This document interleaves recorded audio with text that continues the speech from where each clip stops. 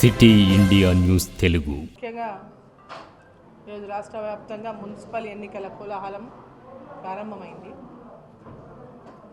అయితే ఎన్నికల draft voter list మున్సిపాలిటీల్లో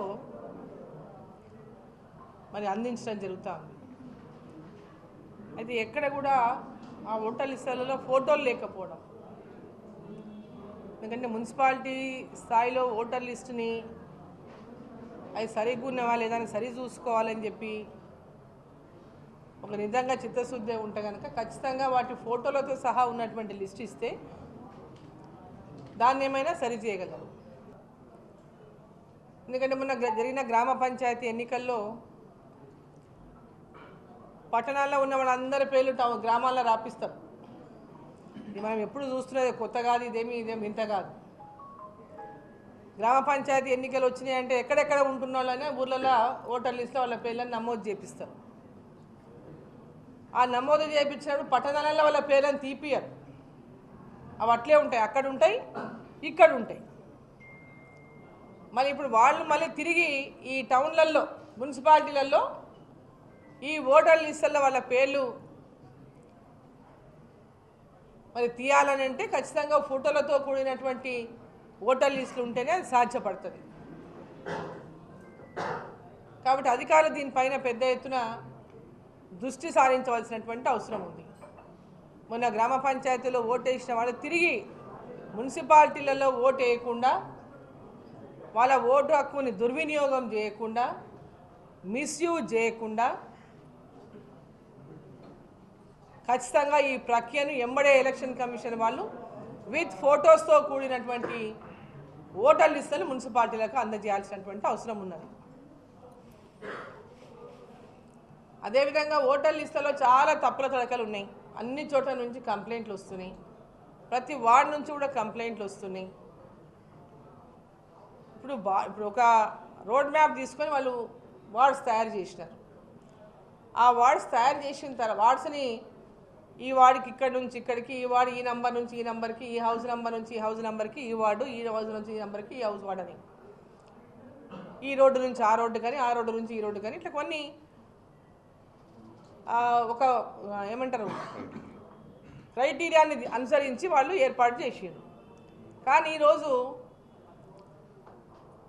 ఒకటే క్రైటీరియా, ఒకటే ఇంట్లో కొన్ని ఓట్లు అటు కొన్ని ఓట్లు ఇటు, ఒక వార్డులోకి కొన్ని ఓట్లు, ఇంకో వార్డులోకి కొన్ని ఓట్లు, ఆ వార్డుకు నట్టనడమ ఉన్నటువంటి ఇళ్లలో ఓట్లు ఇంకొక వార్డులో ఉండడం, ఆ వార్డులో కాకుండా ఇంకో వార్డులో కొన్ని ఓట్లు పోవడం, ఇట్లా చాలా చోట్ల ఈ తప్పుల తడక పెద్ద ఎత్తున ఈరోజు ఓటర్ లిస్టులలో గమనించడం జరిగింది. అనేక ఫిర్యాదులు వస్తున్నాయి వార్డుల నుంచి. మరి దీన్ని అంతటినీ కూడా పూర్తిగా రెక్టిఫై చేసిన తర్వాతనే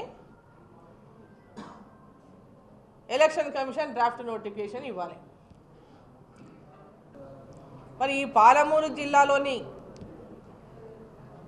ఈ ప్రాజెక్టులను వారి రాజకీయ అవసరాలకే వాడుకుంటున్నారు తప్ప, కేవలం డైలాగులతోనే పాలమూరు జిల్లా ప్రజలను తృప్తిపరిచేటటువంటి ప్రయత్నం చేస్తుందనే తప్ప, పాలమూరు జిల్లా రైతాంగానికి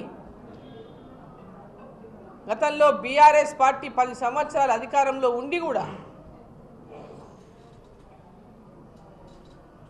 ఏ అయితే ప్రాజెక్టులు నెట్టెంపాడు కావచ్చు, కల్వకుర్తి కావచ్చు, భీమా కావచ్చు, కోయిల్ సాగర్ కావచ్చు, ఆర్డిఎస్ ప్రాజెక్టు కావచ్చు, వీటన్నిటిపైన కూడా ఆ పార్టీ చిత్తశుద్ధి చూపించలేదు. ఆ ముఖ్యమంత్రి గారు ఆనాడు, ఈనాటి మాజీ ముఖ్యమంత్రి, ఆనాటి ముఖ్యమంత్రి అయినటువంటి కేసీఆర్ గారు దాని మీద దృష్టి సారించలేదు. కేవలం మాటలతోనే కాలం గడిపేశారు. ఆన్గోయింగ్ ప్రాజెక్ట్స్ను పూర్తి చేయలే. పాలమూరు రంగారెడ్డి, పాలమూరు జిల్లా, కొంత రంగారెడ్డి జిల్లా ప్రాంతము, కొంత దేవరకొండ ప్రాంతము ఈ పాలమూరు రంగారెడ్డిలో ఆనాడు ప్రతిపాదించింది. 8 లక్షల ఎకరాల నీళ్లు మహబూబ్నగర్ జిల్లాలోని 7 నియోజకవర్గాలకు, మిగతా 2 లక్షల నీళ్లు రంగారెడ్డి, అదేవిధంగా కొంత దేవరకొండకి ఇచ్చేటటువంటి విధంగా ఆనాడు ప్రాజెక్టును రూపొందించింది. కానీ కేసీఆర్ గారు వచ్చిన తర్వాత పాలమూరు రంగారెడ్డిని రూపురేఖలే మార్చేసింది. జూరాల అప్రోచ్ ఉన్నటువంటి పాలమూరు రంగారెడ్డిని తీసి నార్లాపూల్ అంటే శ్రీశైలం బ్యాక్ వాటర్ దగ్గర దాని అప్రోచ్ని మార్చింది. ఆనాడే తీవ్రంగా వ్యతిరేకించినాం. దీనివల్ల ప్రాజెక్టు పూర్తి కాదు, కేవలం దీన్ని రాజకీయం కోసం ఉపయోగించుకున్నారు తప్ప దీనికి ఈ ప్రభుత్వానికి చిత్తశుద్ధి లేదని ఆనాడు కూడా మాట్లాడడం జరిగింది. అన్నట్టుగానే వాళ్ళు అధికారంలోకి వచ్చిన తర్వాత ప్రాజెక్టుకు శంకుస్థాపన చేసి వట్టం దగ్గర ముఖ్యమంత్రి గారు దానికి ఆనాడు కేసీఆర్ గారు ముఖ్యమంత్రిగా దానికి శంకుస్థాపన చేసి ఈ వట్టం దగ్గర ఈ గుట్ట మీదనే నేను గెస్ట్ హౌస్ కట్టుకుంటా, ఈయనే కుర్చీ వేసుకొని కూర్చుంటా, 3 ఏళ్లలో పాలమూరు రంగారెడ్డిని పూర్తి చేస్తా అని చెప్పి హామీ ఇచ్చిండు పాలమూరు ప్రజలకు. కృష్ణమ్మ నీళ్ళతో వల్ల మన కాలు కడుగుతానని పాదాలను కడుగుతానని పాలమూరు రైతాంగాన్ని. ఇట్లాంటి అనేక సెంటిమెంట్ అనే డైలాగులు మస్తు కొట్టిండు.